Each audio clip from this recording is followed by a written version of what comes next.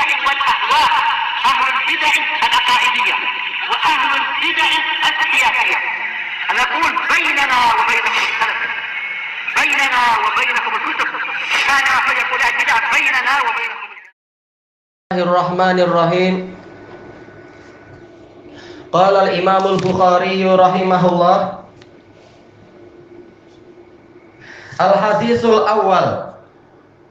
Haddatsana al-Humaydi Abdullah bin Zubair.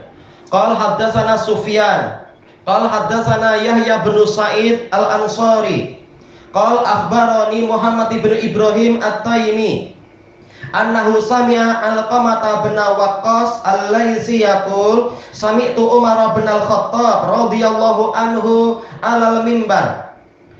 Saya mendengar Umar bin Khattab radhiyallahu anhu di atas mimbar mengatakan sami'tu Rasulullah sallallahu alaihi wasallam yaqul.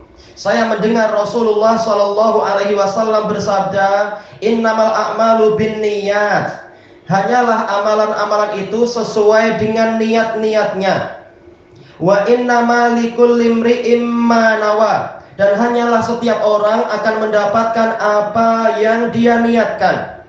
Faman kanat hijratuhu ila dunya yusibuha, maka barang siapa hijrahnya itu kepada dunia untuk dia perolehi, untuk dia dapatkan, au ilam ra'atin yang kihuha, atau kepada wanita untuk dia nikahi, fahijratuhu ila ma hajara ilaih, maka hijrahnya itu kepada apa yang dia niatkan tadi, kepada hijrah yang dia niatkan itu.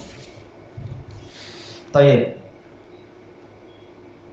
Hadis ini seperti yang kita ketahui di sini diriwayatkan oleh Imam Al-Bukhari dari Al-Humaydi Abdullah ibn Zubair, dan beliau adalah Abu Bakar Abdullah ibn Zubair Al-Humaydi Al-Madani, dan beliau adalah imamun siqatun hafid, dan beliau asbatun nasfi Sufyan bin Uyainah, dan beliau dinamakan sebagai imam oleh Imam Ahmad dan juga oleh Imam Abu Hatim Ar-Razi. Dan dia dikatakan sebagai pemimpin murid-murid dari Sufyan bin Uyainah. Berarti apa? Termasuk di dalamnya adalah Imam Ahmad dan Imam Syafi'i, karena mereka bertiga memang belajar pada Sufyan bin Uyainah. Dan beliau ini Quraisy. Dan kata Al-Hafidz Ibnu Hajar, boleh jadi inilah sebabnya Imam Bukhari rahimahullahu ta'ala memulai hadis ini, memulai kitab ini dengan apa? Innamal a'malu binniyat, dengan sanad ini. Padahal beliau punya sanad yang banyak. Sebagaimana disebutkan untuk cetakan ini, Imam Bukhari meriwayatkan ini di beberapa tempat. Wahid, Isnin, Selasa, Arba'ah, Khamsah, Sittah. Ada 6 tempat selain hadis pertama ini.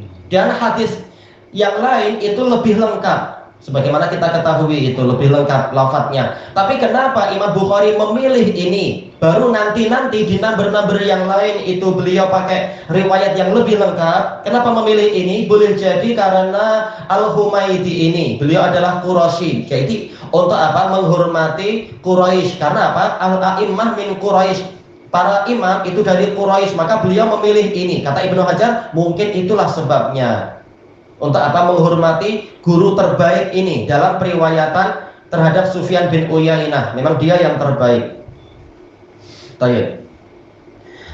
Qal haddatsana Sufyan, meriwayatkan kepada kami, menyampaikan hadis kepada kami siapa? Guru saya yaitu Sufyan. Yang tadi itu Sufyan bin Uyainah Abu Muhammad Al-Hilali Al-Kufi, sakana Makkah.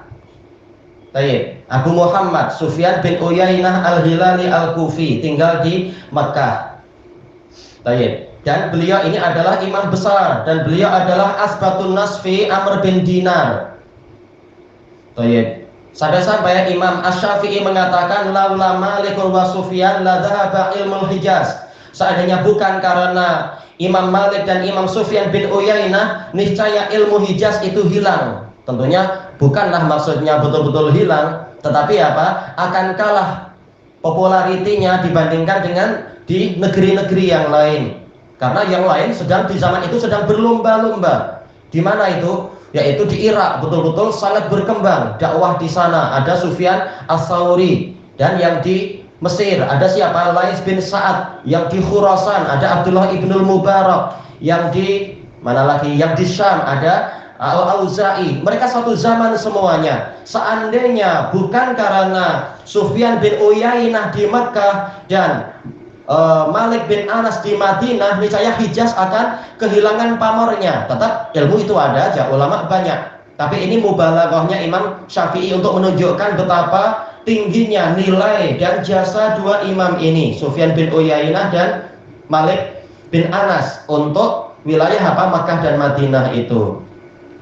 Qala haddatsana Yahya bin Sa'id Al-Ansari. Beliau adalah Abu Sa'id Yahya bin Sa'id Al-Ansari.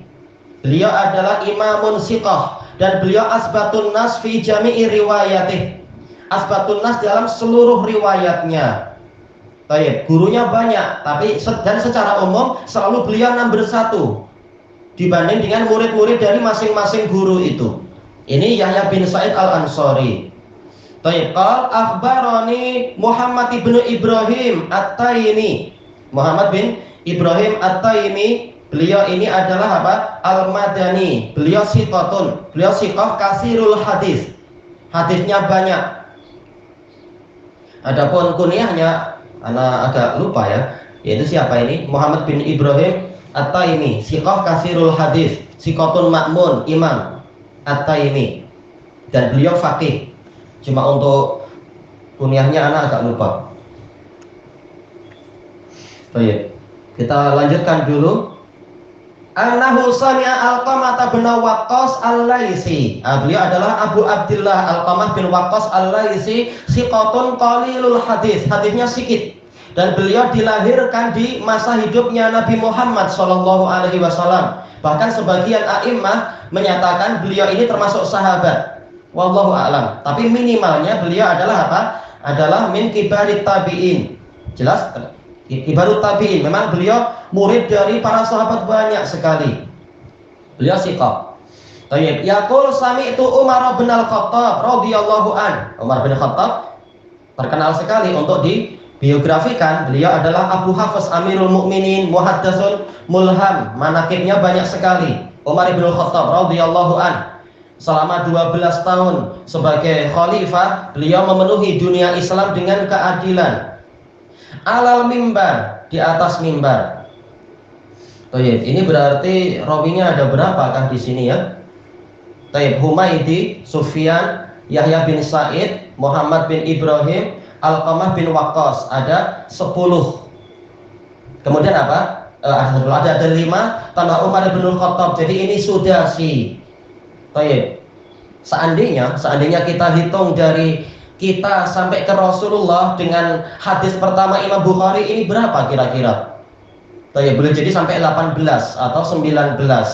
Misalkan ya, coba kita hitung sambil murojaah sanad, yaitu apa? Ana mendapatkan dari Syekh Abu Zakaria Yahya bin Utsman Al-Hindi, ini 1. Beliau meriwayatkan dari Abdul Haq ibni Abdul Wahid Al-Hashimi Al-Hindi, 2.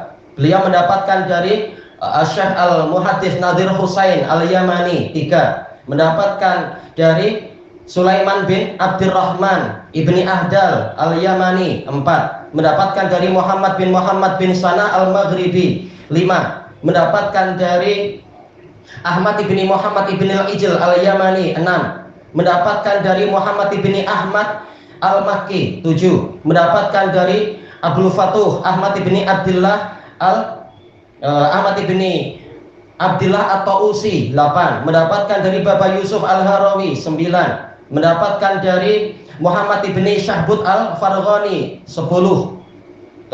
Kemudian mendapatkan dari Yahya bin Ammar ibni Muqbil Al-Fatlani, 11. Mendapatkan dari Muhammad bin Yusuf ibni Matar Al-Firabri, 12. Mendapatkan dari Imam Bukhari, ini 13. Nah, sekarang Bukhari di sini meriwayatkan dari Humaydi, 14. Humaydi mendapatkan dari Sufyan ibnu Uyainah, 15. Dari Yahya bin Sa'id Al-Ansari, 16. Dari Muhammad ibn Ibrahim At-Taimi, 17. Dari Alqamah bin Waqqas Al-Laisi, 18. Dari Umar ibn Khattab, 19. Jadi antara ana dengan Rasulullah dengan sanad ini ada 19. Nah, tentunya yang mengambil sanad ini 20 yang meriwayatkan dari apa? Dari Anas. Baik. Dan ini masih termasuk sanad yang pendek di zaman sekarang. Kemudian di sini Umar bin Khattab radhiyallahu anhu mengatakan, saya mendengar Rasulullah shallallahu alaihi wasallam bersabda. Disebutkan oleh Al-Hafidz Abdurrahim Al-Iraqi rahimahullahu taala dalam Tarhut Tasrif, ini menunjukkan diutamakannya menyampaikan hadis di dalam khutbah. Tentunya yang terbaik adalah apa? Al-Quran. Fa inna khairal hadisi kitabullah. Lalu yang kedua apa? Wa khairal hadiyi hadiyu Muhammadin sallallahu alaihi wasallam, yaitu menyampaikan hadis. Setelah itu sila menyampaikan apa? Ucapan para salaf, ucapan para ulama, atau terkadang menyebutkan 1-2 syair, tak mengapa. Lalu bimbingan-bimbingan yang lain. Intinya apa? Termasuk yang paling baik disampaikan dalam khutbah adalah hadis Nabi. Nah, sekarang hadis yang disampaikan oleh Umar bin Khattab ini hadis yang sangat tinggi nilainya. Yaitu apa? Innamal a'malu binniyat. Hanyalah amalan itu sesuai dengan niat-niatnya. Innama ini min adatil hasr, yaitu alat pembatasan. Sebagaimana dijelaskan oleh Ibnu Daqiq Al-Id. Demikian pula dijelaskan oleh Al-Iraqi dan juga Ibnu Hajar dan lain-lain. Dibatasi apa di sini? Innamal a'malu binniyat. Hanyalah amalan itu sesuai dengan niat-niatnya. Baik. Dijelaskan oleh Imam Asy-Syafi'i rahimahullah, hadis ini termasuk hadis yang paling agung. Dia adalah sepertiga Islam. Dan hadis ini masuk ke 70 bidang ilmu fikih atau bidang ilmu Islam. Karena semuanya perlu yang namanya niat. Bahkan apa? Syarat sah amalan adalah niat berdasarkan hadis ini. Menunjukkan betapa pentingnya hadis ini. Karena apa? Ini untuk memperbaiki amalan hati. Seluruh amalan wajib apa? Wajib memiliki niat yang ikhlas. Kalau ada pertanyaan, innama ini adatul hasr, pembatasan. Apakah berarti syarat sah amalan itu hanya niat, sehingga banyak orang melakukan bid'ah dan mengatakan apa? Yang penting kan niatnya, yang penting kan niatnya baik, ingin cari kebaikan. Jawabannya bukan demikian. Telah dijelaskan oleh Al-Hafidz Al-Iraqi rahimahullahu ta'ala di dalam Tarhut Tasrif, bahwasanya hasr itu ada 2. Yaitu apa? Yaitu hasrun am dan hasrun mutlak dan hasrun muqayyad. Hasrun mutlak yaitu betul-betul pembatasan mutlak, hanya ini saja. Dan bukan ini yang diinginkan untuk hadis kita ini. Tetapi hadis kita ini masuk pada hasrun muqayyad, yaitu pembatasan yang sifatnya terikat. Seperti misalkan apa? Firman Allah Ta'ala pada Nabi Muhammad SAW, innama anta mungdzir.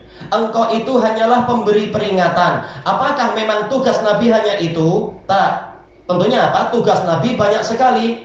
Ya ayyuhan nabiyyu inna arsalnaka syahidan wa mubasysyiran wa nadhira wa da'iyan ila Allahi bi'idnihi wa sirajan munira. Wahai Nabi, sesungguhnya kami mengutuskan engkau sebagai pemberi kabar gembira dan pemberi peringatan. 2 tugasnya. Kemudian apa? Wada'iyan ilallahi bi'idnih. Yang ketiga, sebagai pengajak manusia ke jalan Allah dengan seizin Allah. Wasirajan munira. Tugas yang keempat adalah pelita yang menerangi. Ternyata dalam rangkaian ayat ini saja tugas Nabi 4. Berarti ayat yang tadi innama anta mungdir, engkau itu hanyalah pemberi peringatan, ini bukan hasrun mutlak, bukan betul-betul pembatasan yang total, tetapi hasrun muqayyad, pembatasan yang diikat, yaitu diikat dengan suatu sudut pandang. Maksudnya apa? Dijelaskan oleh Al-Iraqi rahimahullahu ta'ala, yaitu dari sudut pandang bahwasanya Nabi ini tidak kuasa untuk memberikan setiap ayat dan mukjizat yang dituntut oleh para penentangnya. Sebagaimana dalam dalil-dalil yang lain, setiap kali mereka mengatakan datangkan bukti ini, datangkan bukti itu, jadikan gunung menjadi emas atau apa, maka Allah Ta'ala menyatakan, wahai Rasul, engkau itu hanyalah penyampai. Engkau tidak diwajibkan untuk memenuhi seluruh keinginan mereka. Keinginan yang sekedar untuk apa? Untuk melemahkan Nabi saja. Nah, dari sudut pandang ini, sebagaimana sabda Nabi juga dalam hadis, innama ana bashar, saya ini hanyalah manusia.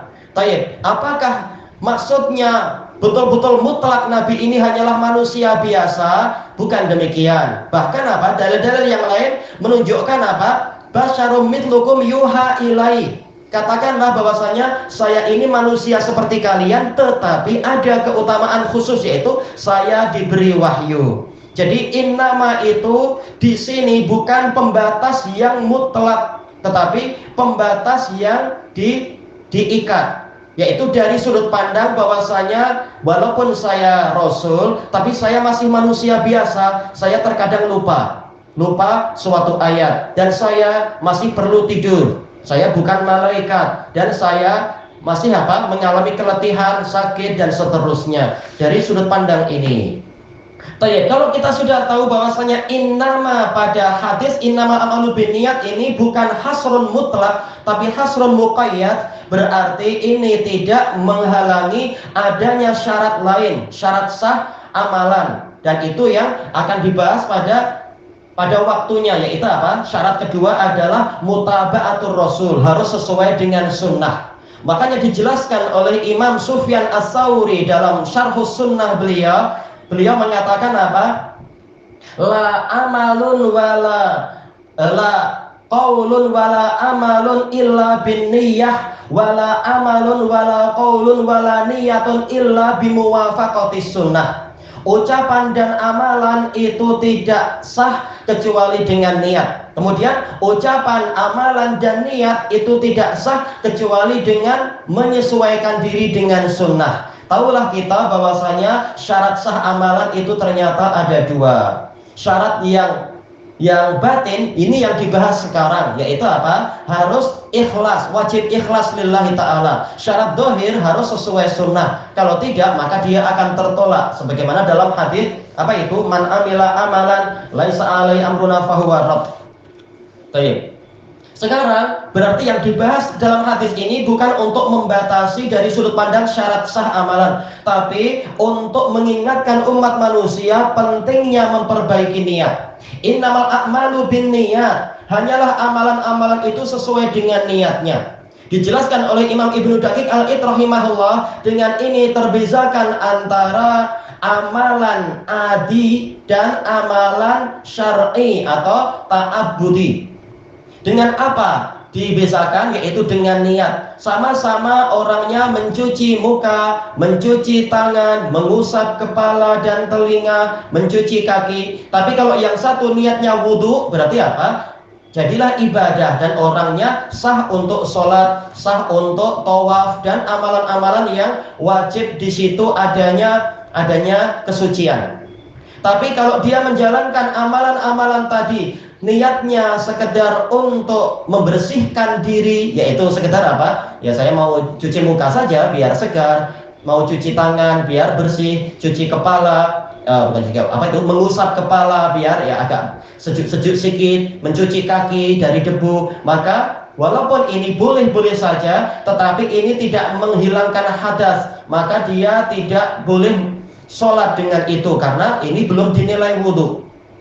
Demikian pula sama-sama mandi, kata Al-Hafidz Al-Iraqi. Tapi yang satu niatnya mandi Jumat, yang lain niatnya mandi tabrid, yaitu apa? Sekedar menyejukkan badan. Maka yang pertama mendapatkan pahala, dan apa itu? Memenuhi kewajiban bagi orang yang wajib untuk beribadah Jumat itu.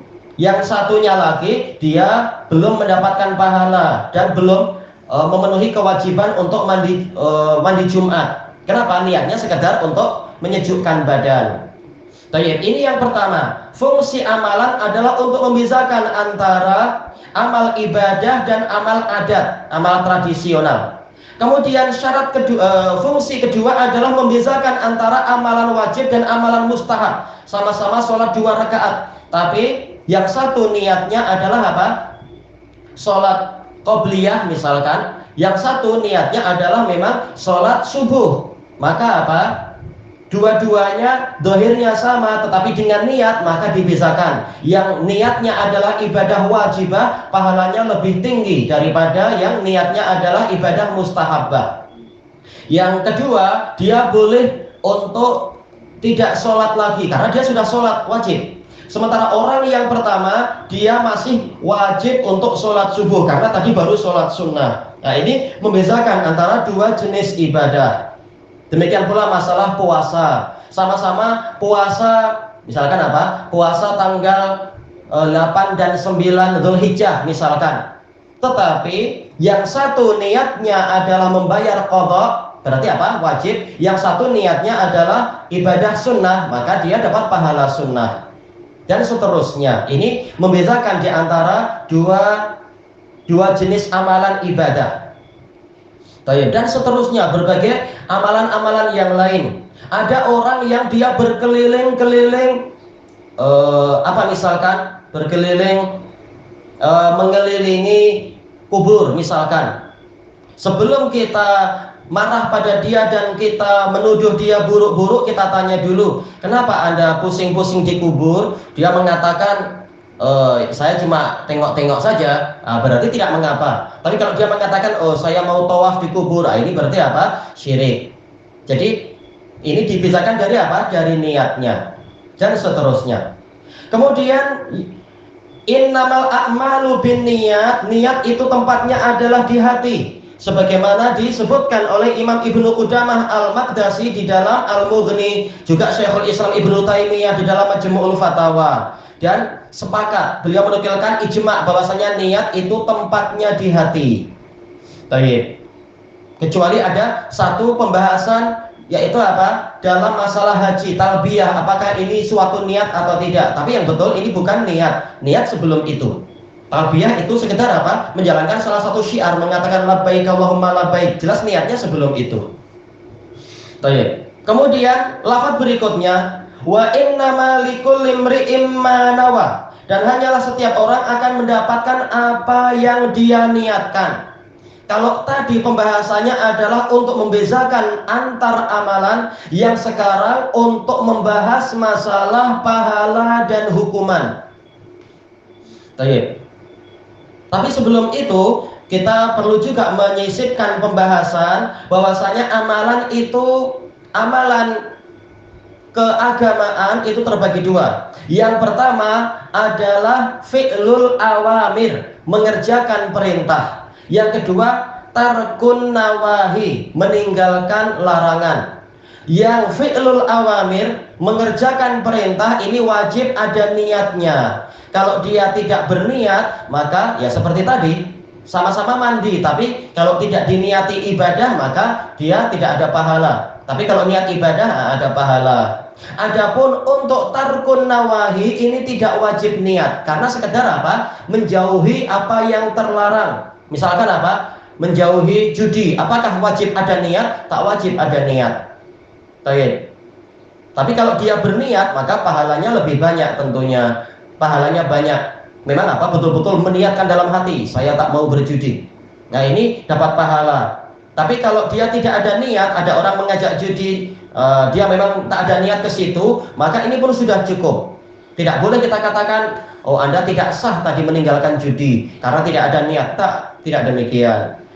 Dan ini penting di dalam masalah fikih. Misalkan apa? Misalkan ada orang bajunya terkena najis, misalkan, yaitu apa? Dia mendukung anak,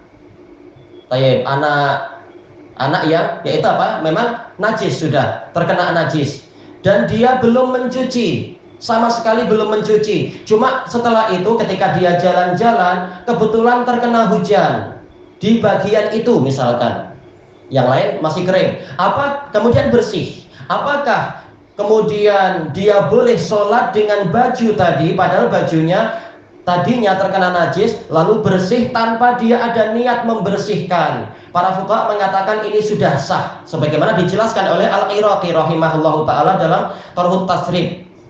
Karena yang dituntut adalah suci dari najis.